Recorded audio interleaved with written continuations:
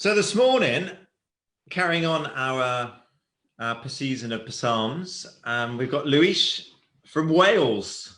Oh yes, well, not originally from Wales. You can probably tell from his accent he's not originally from Wales, but Luiz is doing the main talk for Friday. Right, I think now it's time to hear from Pat. So there's going to be some more technical stuff. I feel I should have another graphic going across the screen, whatever it is. You know what I'm talking about. So I need to share screen with that. Yes, I've got to share the computer sound. So any moment now, it's over to Pat with a short message. Pat's one of our deacons, but most of you know that anyway. And so we've asked the deacons, now I've worked out the technology, we've asked the deacons if they'll come on each week and just share a few thoughts, or they might just tell you what they've been doing, or just share a short message. So here's Pat.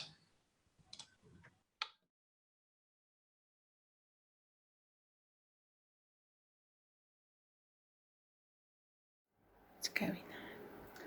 Hello everyone, hope you are all well. Neil gave us a project for August. One was to find queer stories in the Bible, and the other one was to do with gardening. While I was on Friday Zoom, Helen showed us around her garden. She had planted cucumbers and beans. Then Sarah showed us her beans she had planted. Then she scanned around her garden. She showed us her passion flower. I says I had an indoor one in my kitchen, and one day I was looking at it and one of the flowers just opened. It was a beautiful flower.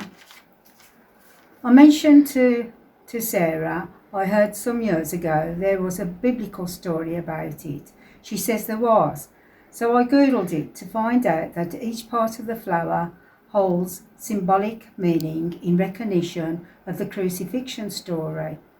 The 5 sepals and 5 petals refer to the 10 faithful apostles, excluding Judas and Peter. The 3 stigma represents the 3 nails that held Christ to the cross, while 5 anthers represents his 5 sacred wounds.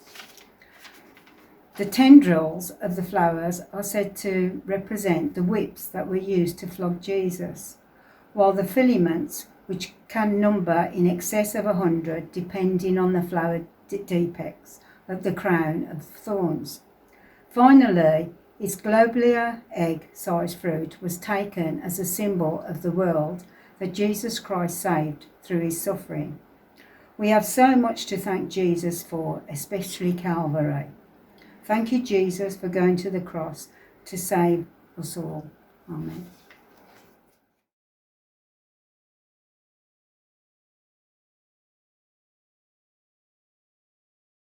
Pat, that was great. Nice to see you as well. I know some of the deacons, Pat included, really don't like being on the screen, so it's a big deal, isn't it, hassling people? Anyway, the next person who's going to appear, you may have heard of. I'm bigging you up now, Luiz. Is that all right? It's Luiz. I don't know if you're going to give us an update, general, on how life in Wales. Do you want to? I don't know if you haven't quite appeared yet on the screen, but you will any minute now. How are things going in Wales? Hello everyone, morning. Yeah, it's all good here in Wales. I'm in my last week here. So the army moves me around every 2 years, and I think it's a secret plan to improve my accent. Well, keep trying. It's working well. Sorry? Keep trying. How's your Welsh accent then? Can we hear it? It's all right, I think. Careful, allow maybe watching. Yeah, the place where I live is on the border, because it's a peninsula. So we need to go to Wales, turn around and come back to England. Right. But the closest Tesco's is in Wales, so I live in Wales. Nice. But every time I'm driving the border with the kids on the back, they shout, "You left us alone in that country." It's quite funny, I think.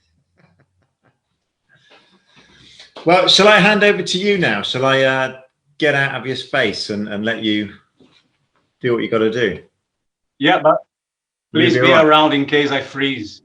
I will. Okay. Well, don't get scared. I won't be far. Anyway, I'll only be in the next room. all right, cool. Okay. I'll see you in a bit. All right, see you in a bit. Right. So continuing. Yeah, so I'm preparing the house to move. At the moment, the house is full of boxes and there's a lot of cleaning going on. And on the spirit of Psalms, if somebody asks, who has clean hands? I have clean hands, but it's mainly bleach. But I'm working very hard. So I'll have 4 weeks off, 4 weeks holidays. So the first 2 weeks I had the children here, which helped to make the house even messier than it was.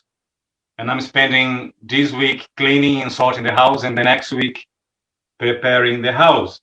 The good news is I'm moving to a undisclosed location, an hour from Birmingham, so we'll be closer to go to church. So we all experiencing some different times because of COVID, and one thing that I believe everyone is used to is the masks, the face masks, face covering. So I have a selection of masks that I need to use. So this one is the standard one, the normal one, but I like it because it fits inside my diary, so I never forget.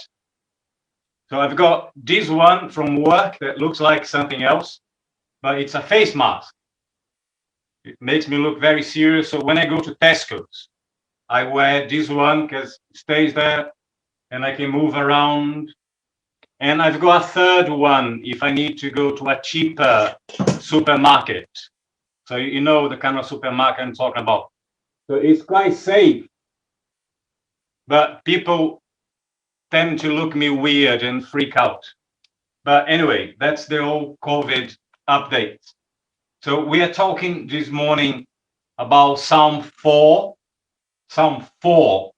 and I'll be reading from the Message. I realize I don't have a Message Bible in my house, so I'm reading from my phone. And one thing interesting about this psalm, the psalm is divided in 3 different places, 3 different parts. So the first one is a lament, like most people believe that David wrote the psalm. The first part is just David having a whinge, like complaining about stuff. The second part is exhortation, like David telling people off to correct their ways and get straight with God. And the last part is just David exalting God. And the challenge for this morning is trying to understand and figure out what that has to do with our lives. And as we talked about accents, if you find difficult to understand my accent, there will be subtitles displayed on the bottom of the page. It's not true, but sounds quite professional. So let me read Psalm 4 from the Message. When I call, give me answers, God. Take my side. Once in a tight place, you gave me room. Now I'm in trouble again. Grace me, hear me. You rabbled, how long do I put up with your scorn? How long will you lust after life? How long will you live crazed by illusion? Look at this. Look who got picked by God. He listens the split second I call him. Complain if you must, but don't lash out. Keep your mouth shut and let your heart do the talking. Build your case before God and wait for his verdict. Why is everyone hungry for more? More, they say. More. I have God's more than enough. More joy in the ordinary day.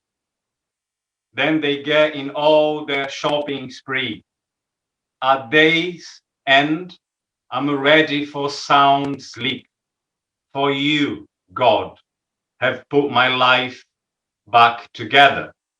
That Psalm of David from the Message.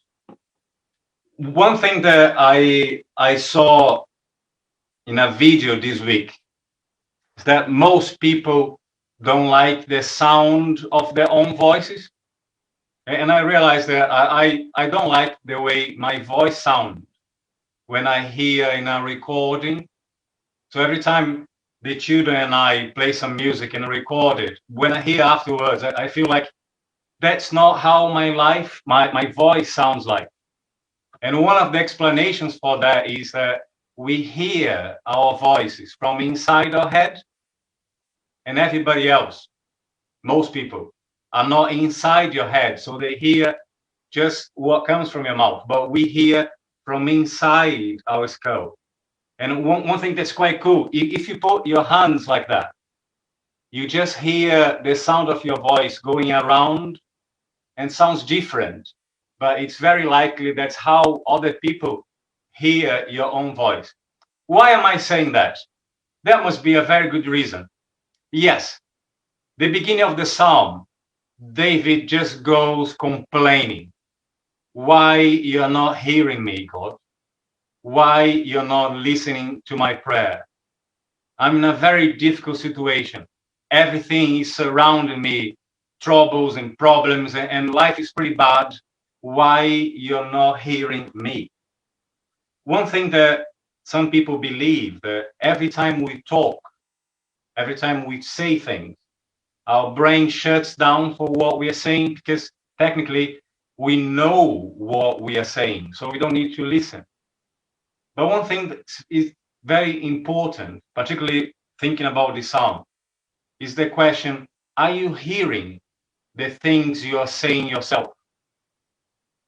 Can you stop for a bit and reflect on the things you've been saying? Like in times of trouble, in times of difficulty, we say a lot of things that we know are not true. So when I'm talking to people who are going through difficult situations, one thing that I do very often is to ask them, are you hearing what you're saying? When people say, yeah, the problem is no one loves me, I ask, are you hearing what you're saying? Are you saying that no one in the whole world loves you? And the answer is normally, yeah, fair play, that's not true.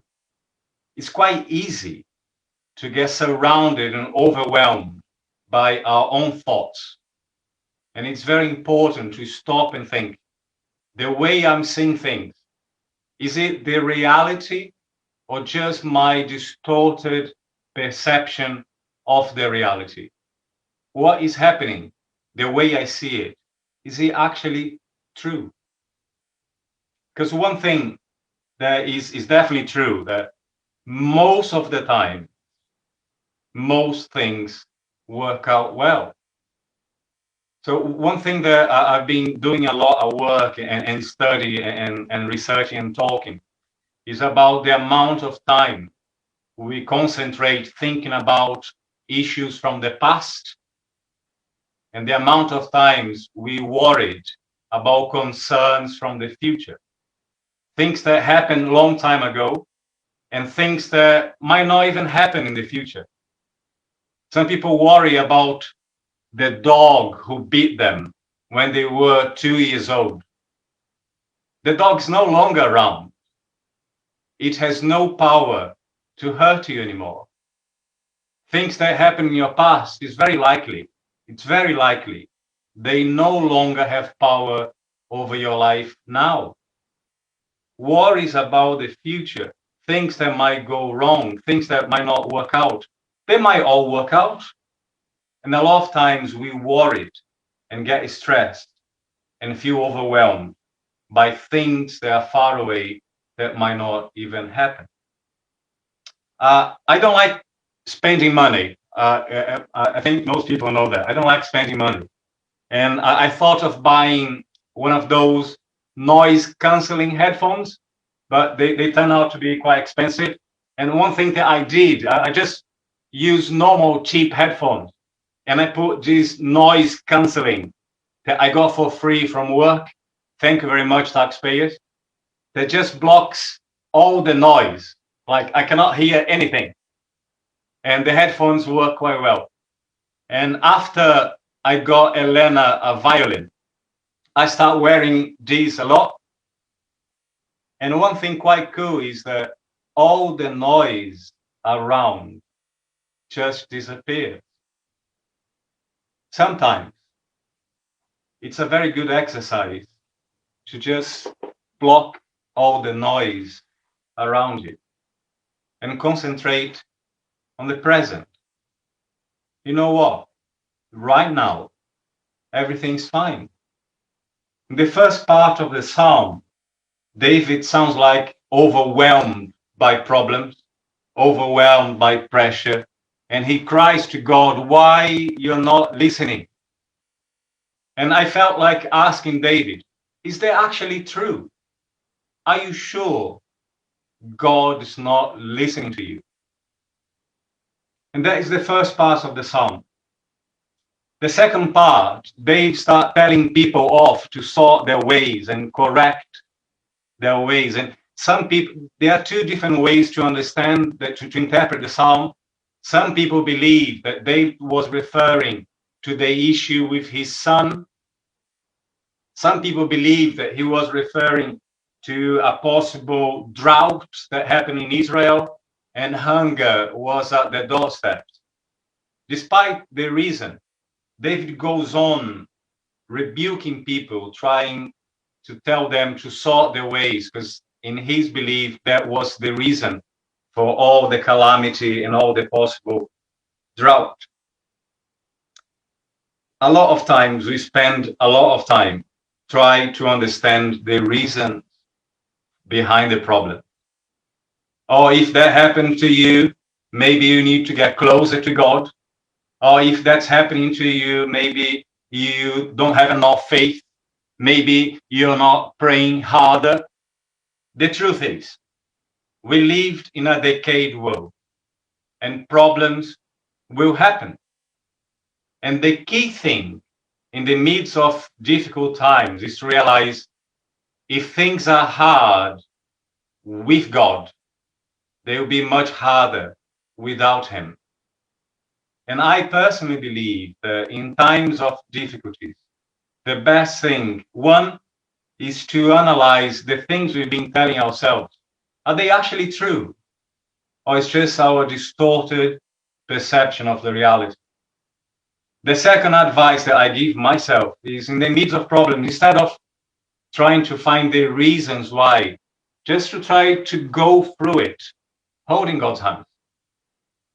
The third part of the psalm is the exaltation, is when David exalts God and he goes back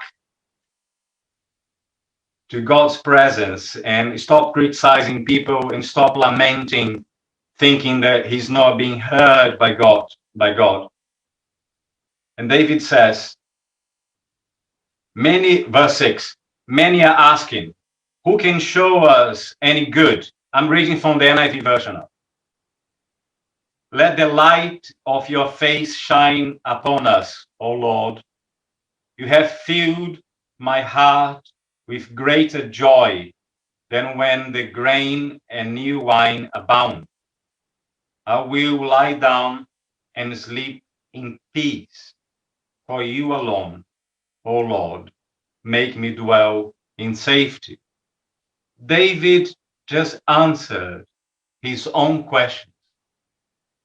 David just answered himself when he cried, why you're not listening to me? Later on the psalm that I just read, he says, yes, you are hearing my prayer. In a very short period of time, David complained about not feeling heard and then realized, yes, you hear my prayer. You give me joy. And as I said before, this is the exercise. When we go on a spiral of negativity, to stop and ask ourselves, is there actually the truth? Stop and just hear their own words you're saying, your own words. You know what? The truth is, I know God is with me. And I think the most important part of this chapter the most relevant part of Psalm 4 for me today, and maybe for you. It's just the last verse that says, I will lie down and sleep in peace. For you alone, O Lord, make me dwell in safety. I'm sure I've mentioned that in church. We live in a very noisy world. We got devices producing sound all over the place. We've got children talking, the telly talking, the radio, and the video games, and a lot of noise and a lot of information and news coming up in our mobile phones. And not coincidentally, the most relaxing time of our day is when we wake up, if you had a very good night's sleep, just because it's the longest period of time we stayed in silence.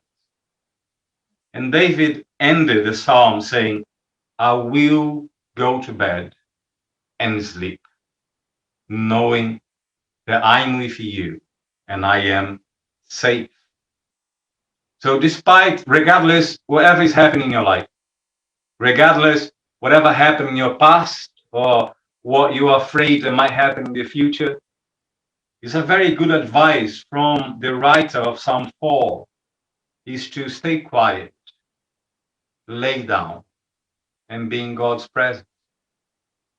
This is the challenge for me, to stop worrying about the future or being concerned about the past and spend more time on the now, knowing that I will lie down and sleep in peace because God alone, the Lord, make me dwell in safety. So this is the advice for me, from myself, and hopefully will be a word of encouragement to you, maybe a challenge to start living on the present, knowing that the things you say might not be true, the way you see the world might not be true, and above all, knowing that God is with us and we can be safe in his hands. So may God bless you all. That's me. Faithful God, answer us when we call to you. Give us rest from our troubles and show us your favour. Hear our prayer. Many are asking, who can show us anything good? Lord, let us see your face smiling on us with favour. You filled our heart with great joy. It's greater than the joy of people who have lots of grain and fresh wine. I will lie down and sleep in peace. Lord, you alone keep me safe. Amen.